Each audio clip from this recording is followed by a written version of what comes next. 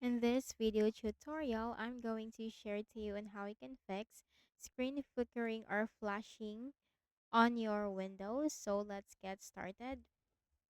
First thing that we need to do is we have to make a click on the start button. So click on the start button and click on the settings icon. Now here in the list of options on the left pane, you have to simply click on system.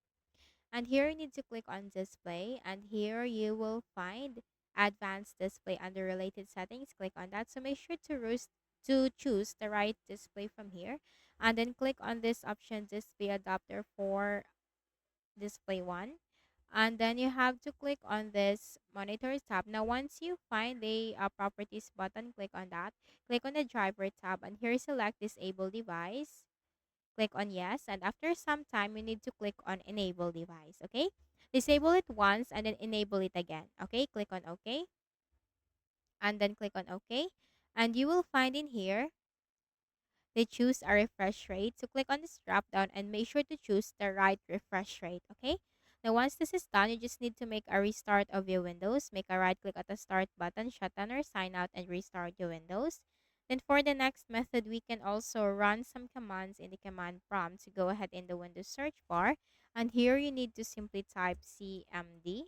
On the right pane, click on Run as Administrator. Now, I have prepared these commands for you. Do not worry, this will be posted in the description section of this video so that you can easily copy and paste it. So, Control C to copy for the first command, and then right click, and then for the second command, Control C, minimize it, right click, then for the next command, Control C, and then right click, then for the last command, Control C, and then you have to make a right click and hit enter.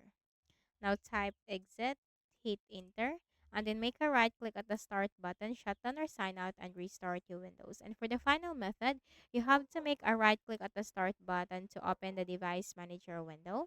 Once you open the device manager window, you have to simply locate display adapters.